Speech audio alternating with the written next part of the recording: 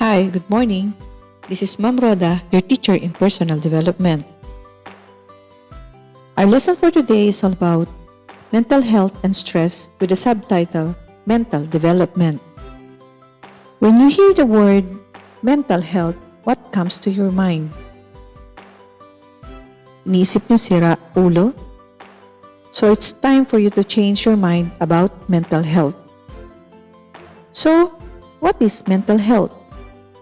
Mental health is the way your thoughts, feelings, and behaviors affect your life.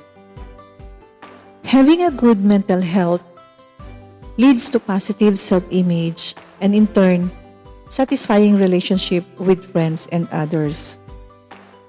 Having a good mental health helps you make good decisions and deal with life's challenges at home, at work, or at school.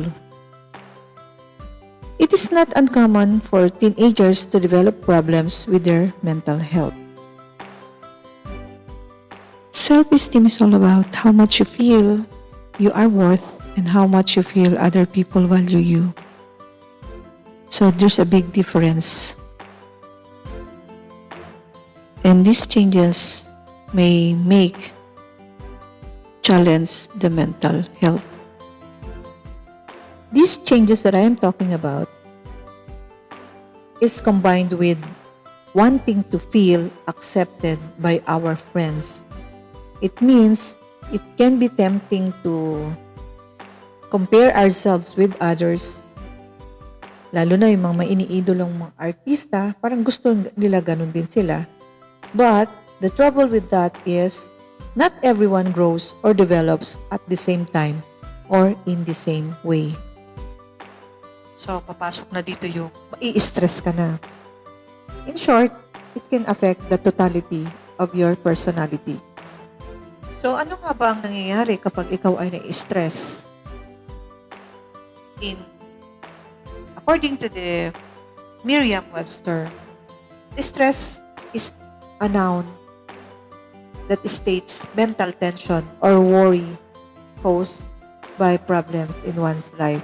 It can be in work, many others that causes intense feelings of worry or anxiety.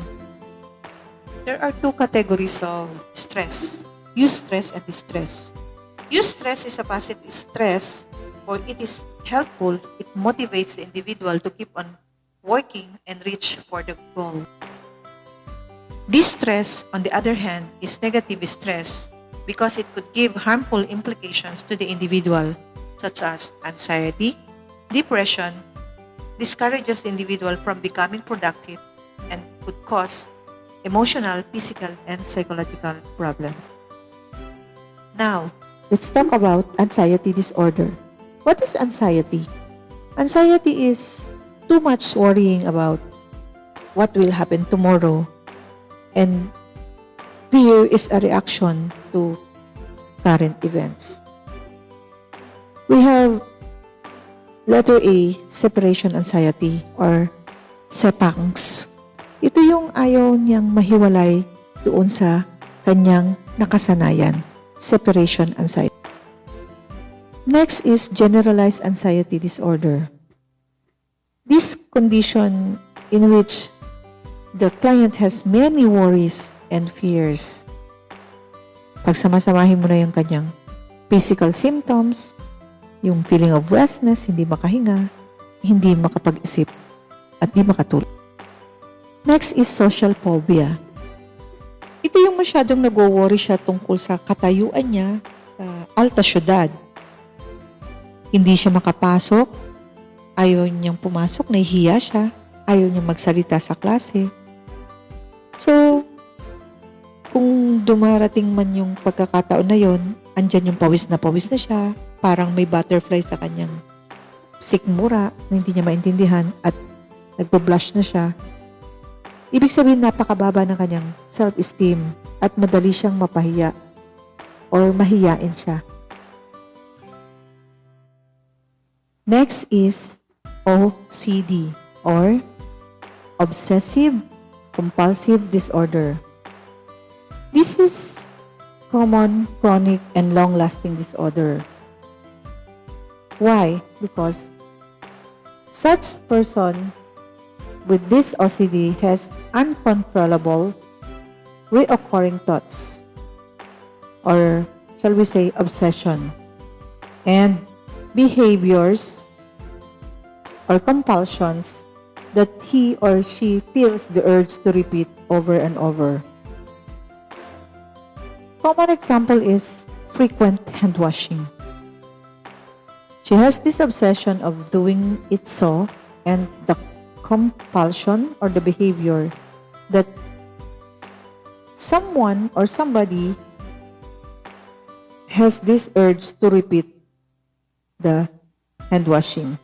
Kasi ang alam niya, madumi ang kamay niya, kaya maya't-maya maghuhugas siya. And to some point, it has an underlying reason bakit niya ginagawa iyon. In PTSD or the post-traumatic stress disorder, it is natural for us to see or live through something very scary. You can keep feeling afraid even after the scary part is over. It is normal to feel afraid sometimes, but people with PTSD seems real or think something bad is going to happen again. Again, kasi nga may pause na siya, meron na siyang after trauma sa pangyayari sa kanyang buhay. Even when they are safe, the feelings or fear are very real for them. So, talking to a mental health professional or friends and family can help you overcome PTSD.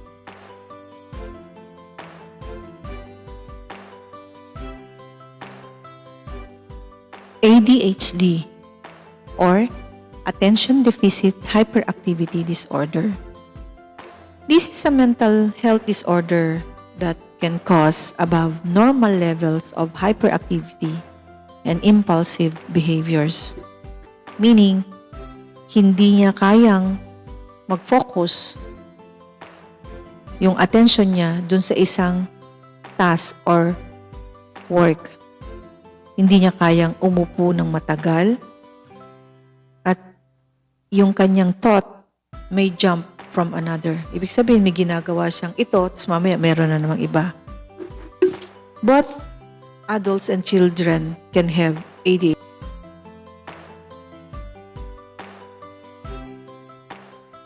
Autism Spectrum Disorder or ASD. It is a neurological and developmental disorder that begins during the early childhood and can last throughout a person's life. It affects how a person acts and interacts with others, how he communicates, and how he learns. Children with autism have a hard time talking about their feelings. They cannot express their feelings and thoughts. They have the problem with understanding people's actions and inappropriate social interaction.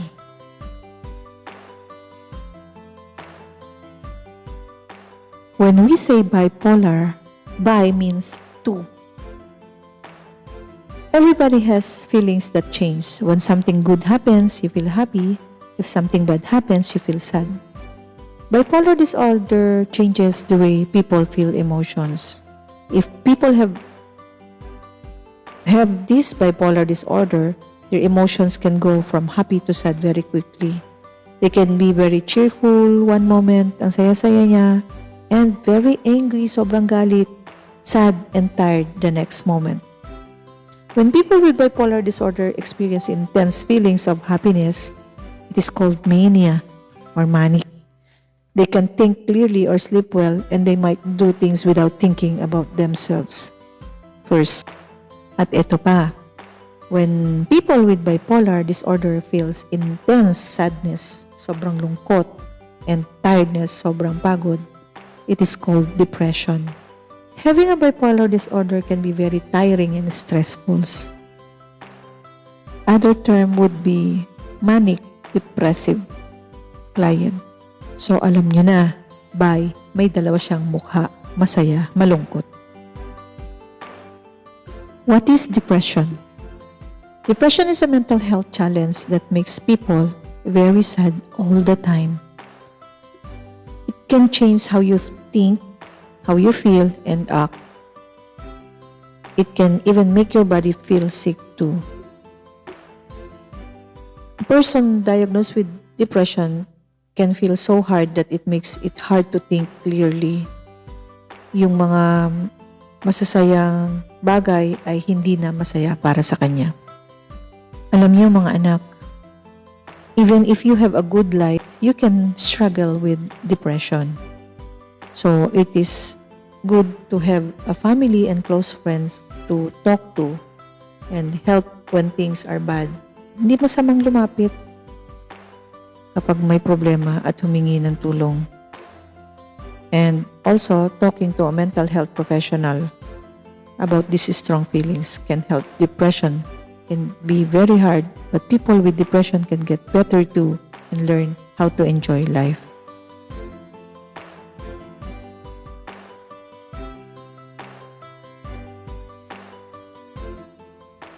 Because of this fear of getting fat and becoming obese, this anorexia feels she is obese.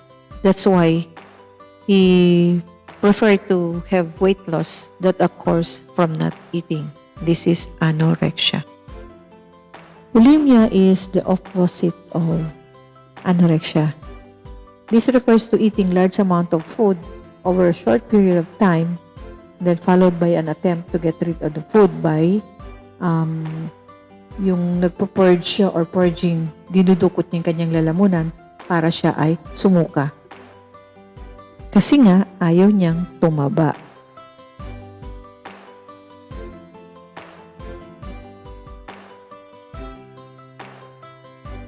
Next is extreme overeating. This is marked by, syempre, overeating. By eating and eating and eating and then having feelings of guilt and shame. So the most important thing to remember is that having an eating disorder is about more than body weight and food.